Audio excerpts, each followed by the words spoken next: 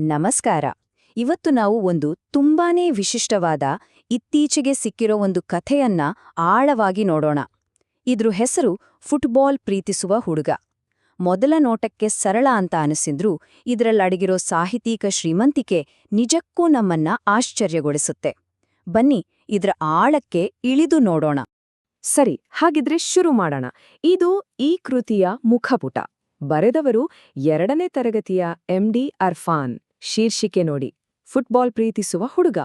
ಎಷ್ಟು ನೇರ, ಎಷ್ಟು ಸರಳ ಅಲ್ವಾ? ಶೀರ್ಷಿಕೆಯಲ್ಲೇ ಕಥೆಯ ಆತ್ಮವನ್ನು ಹಿಡಿದಿಟ್ಟಿದ್ದಾರೆ. ಮೊಟ್ಟಮೊದಲ ಭಾಗದಲ್ಲಿ ನಮ್ಮ ಕಥಾನಾಯಕ ಯಾರೋ ಮತ್ತು ಅವನ ಜೀವನವನ್ನು ಮುಂದಕ್ಕೆ ತಳ್ಳುವ ಆ ಒಂದು ಅದಮ್ಯವಾದ ಉತ್ಸಾಹ ಯಾವುದು ಅಂತ ನೋಡೋಣ. ನೋಡಿ, ಇಲ್ಲಿ ಲೇಖಕರ ಜಾಣ್ಮೆ ಎದ್ದು ಕಾಣುತ್ತೆ. ಕೇವಲ ಒಂದೇ ಒಂದು ವಾಕ್ಯ: ಅವನಿಗೆ ಫುಟ್ಬಾಲ್ ಅಂದ್ರೆ ತುಂಬಾ ಇಷ್ಟ. ಇದರಲ್ಲಿ ನಮ್ಮ ನಾಯಕ ರೋಹನ್ನ ಸಂಪೂರ್ಣ ವ್ಯಕ್ತಿತ್ವವನ್ನು ಕಟ್ಟಿಕೊಟ್ಟಿದ್ದಾರೆ. ಇದಕ್ಕಿಂತ ಸ್ಪಷ್ಟವಾಗಿ ಹೇಳಕ್ ಸಾಧ್ಯನಾ ಹೇಳಿ? ಇಲ್ಲಿ ಕಥೆಗೆ ಒಂದು ವಾಸ್ತವದ ಸ್ಪರ್ಶ ಸಿಗುತ್ತೆ. ಅಂದ್ರೆ ರೋಹನ್ ಸ್ನೇಹಿತರ ಜೊತೆ ಆಟ ಆಡ್ತಾನೆ, ಆದ್ರೆ ರಾತ್ರಿ 9 ಗಂಟೆಗೆ ಮನೆಗೆ ಹೋಗ್ಲೇಬೇಕು ಅನ್ನೋ ನಿಯಮ ಕೂಡ ಇದೆ. ಇದು ತೋರ್ಸುತ್ತೆ ನಮ್ಮ ನಾಯಕ ಎಷ್ಟೇ ದೊಡ್ಡ ಆಟಗಾರನಾಗಿದ್ರೂ ಅವನು ನಮ್ಮೆಲ್ಲರ ಹಾಗೆ ನಿಯಮಗಳನ್ನು ಪಾಲಿಸೋ ಒಬ್ಬ ಸಾಮಾನ್ಯ ಹುಡುಗ ಅಂತ. ಓಕೆ, ಈಗ ಕಥೆಯಲ್ಲಿ ಒಂದು ದೊಡ್ಡ ತಿರುವು ಬರ್ತಾ ಇದೆ. ನಮ್ಮ 2ನೇ ಭಾಗ, ಒಂದು ಅನಿರೀಕ್ಷಿತ ಪ್ರಯಾಣ. ಇದು ನಮ್ಮ ನಾಯಕನ ಬದುಕಿನ ದಿಕ್ಕನ್ನೇ ಬದಲಿಸ್ಬಿಡುತ್ತೆ. ಇಲ್ ನೋಡಿ ಕಥೆಯ ವೇಗವನ್ನ. ನಿನ್ನೆ ಮೊನ್ನೆವರೆಗೂ ಫ್ರೆಂಡ್ಸ್ ಜೊತೆ ಆಟ ಆಡ್ತಿದ್ದ ಹುಡುಗ ಇದ್ದಕ್ಕಿದ್ದಂತೆ ನಾವು ಚೈನಾಕ್ಕೆ ಹೋಗ್ತಿದ್ದೇವೆ ಅನ್ನೋ ಮಾತನ್ನ ಕೇಳ್ತಾನೆ. ಕಥೆಯಲ್ಲಿ ಕುತೂಹಲ ಕೆರಳಿಸೋಕೆ ಇದೊಂದು ಕ್ಲಾಸಿಕ್ ತಂತ್ರ ಅಲ್ವಾ? ಚೈನಾಗೆ ಹೋಗೋ ಅಂಥ ದೊಡ್ಡ ಪ್ರಯಾಣದ ಮಧ್ಯನೂ ರೋಹನ್ನ ಮುಗ್ಧತೆ ನೋಡಿ. ಅವನು ತನ್ನ ತಂದೆ ಹತ್ರ ಕೆಲವು ಶಿಪ್ಸ್ ಬೇಕು ಅಂತ ಕೇಳ್ತಾನೆ. ಎಂಥ ದೊಡ್ಡ ಘಟನೆ ನಡೀತಿದ್ರೂ ಅವನೊಳಗಿನ ಮಗು ಇನ್ನೂ ಜೀವಂತವಾಗಿದೆ ಅನ್ನೋದಕ್ಕೆ ಇದೇ ಸಾಕ್ಷಿ. ಅಂದ್ಹಾಗೆ ಇಲ್ಲೊಂದು ಸಣ್ಣ ಆದ್ರೆ ತುಂಬಾ ಇಂಟ್ರೆಸ್ಟಿಂಗ್ ವಿಷಯ ಇದೆ. ಲೇಖಕರು ಚಿಪ್ಸ್ ಅನ್ನೋ ಪದದ ಬದಲು ಶಿಪ್ಸ್ ಅಂತ ಬಳಸಿದ್ದಾರೆ. ಗೊತ್ತಾ, ಈ ಪುಟ್ಟ ಬದಲಾವಣೆ ಇದೆಯಲ್ಲ, ಇದು ಕಥೆಗೆ ಒಂದು ವಿಶಿಷ್ಟವಾದ ಮುದ್ದಾದ ಸ್ವಂತಿಕೆಯನ್ನ ಕೊಡುತ್ತೆ. ಇದು ಅವರ ಬರವಣಿಗೆಯ ಶೈಲಿ. ಆ ಪ್ರಯಾಣ ಸುಲಭದ್ದಾಗಿರಲಿಲ್ಲ. ಬರೋಬ್ಬರಿ 3 ದಿನಗಳ ಪ್ರಯಾಣದ ನಂತರ ನಮ್ಮ ಹೀರೋ ಚೈನಾ ತಲುಪ್ತಾನೆ.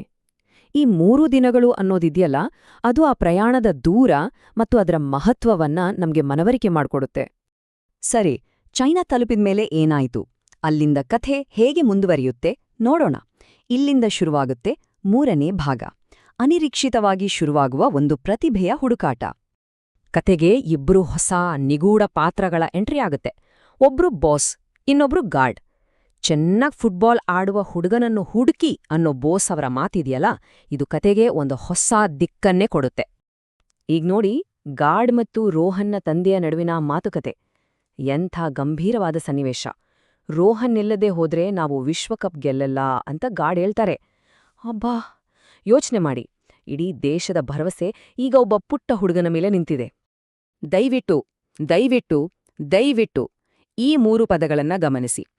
ಪದೇ ಪದೇ ಹೇಳಿರೋ ಈ ಒಂದು ಮಾತು ಗಾರ್ಡ್ನ ಹತಾಶೆಯನ್ನ, ಆ ಕ್ಷಣದ ತೀವ್ರತೆಯನ್ನ ಮತ್ತೆ ರೋಹನ್ನ ಪ್ರತಿಭೆ ಎಷ್ಟು ಮುಖ್ಯ ಅನ್ನೋದನ್ನ ನಮ್ಮ ಕಣ್ಣಿಗೆ ಕಟ್ಟಿದ ಹಾಗೆ ತೋರಿಸುತ್ತೆ. ಸರಿ, ಈಗ ನಾವು ಕತೆಯ ಕ್ಲೈಮ್ಯಾಕ್ಸಿಗೆ ಬರ್ತಾ ಇದೀವಿ. ಇದು 4ನೇ ಭಾಗ, ರೋಂಡ್ ಲಾಡೋ ಅನ್ನೋ ಒಬ್ಬ ದಂತಕತೆ ಹುಟ್ಟುಕೊಳ್ಳೋ ಸಮಯ. ಇಲ್ಲಿ ನಮ್ಮ ನಾಯಕನ ನಿಜವಾದ ಪರೀಕ್ಷೆ ಶುರುವಾಗುತ್ತೆ. ಇಲ್ಲಿ ಒಂದು ಅದ್ಭುತವಾದ ರೂಪಾಂತರ ಆಗುತ್ತೆ. ಗಮನಿಸಿ, ಮೊದಲು ರೋಹನ್ಗೆ ಒಂದು ಹೊಸ ಹೆಸರು ಸಿಗುತ್ತೆ, ರೋಂಡ್ ಲಾಡೋ. ನಂತರ ಆಟ ಶುರುವಾಗುತ್ತೆ ಮತ್ತು ಕೊನೆಗೆ ರೋಂಡ್ ಲಾಡೋ ಆಟವನ್ನು ಗೆದ್ದನು. ನೋಡಿದ್ರ ರೋಹನ್ ಅನ್ನೋ ಸಾಮಾನ್ಯ ಹುಡುಗ ಹೇಗೆ ರೋಂಡ್ ಲಾಡೋ ಅನ್ನೋ ಲೆಜೆಂಡ್ ಆಗಿ ಬದಲಾದ ಅಂತ. ಈಗ 5ನೇ ಮತ್ತು ಕೊನೆಯ ಭಾಗ, ಕಥೆಯ ಅಂತ್ಯ ಹೇಗಾಯ್ತು ಮತ್ತು ನಮ್ಮ ನಾಯಕನ ಈ ಪ್ರಯಾಣದ ಅಂತಿಮ ಫಲಿತಾಂಶ ಏನಾಯ್ತು ಅಂತ ನೋಡೋಣ. ಇದು ಬರೀ ಅಂತ್ಯವಲ್ಲ, ಒಂದು ಪರಂಪರೆಯ ಆರಂಭ. ಕಥೆಯ ಕೊನೆಯ ಪುಟ. ಇಲ್ಲಿ ಲೇಖಕರು ಒಂದು ಮಾಸ್ಟರ್ ಸ್ಟ್ರೋಕ್ ಕೊಟ್ಟಿದ್ದಾರೆ. ದಿ ಎಂಡ್ ಅಂತ ಹೇಳಿ ಇದು ರೊಂಡ್ಲಾಡೋವಿನ ಕಥೆ ಅಂತ ಸೇರಿಸಿದ್ದಾರೆ.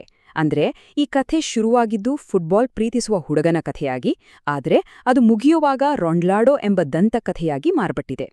ಕೊನೆಯದಾಗಿ ಒಂದು ಯೋಚನೆ. ಇದೇ ತರಹ ಎಷ್ಟೊಂದು ಅದ್ಭುತ ಕಥೆಗಳು ನಮ್ಮ ಕಣ್ತಪ್ಪಿ ಹೋಗಿರಬಹುದು ಅಲ್ವಾ?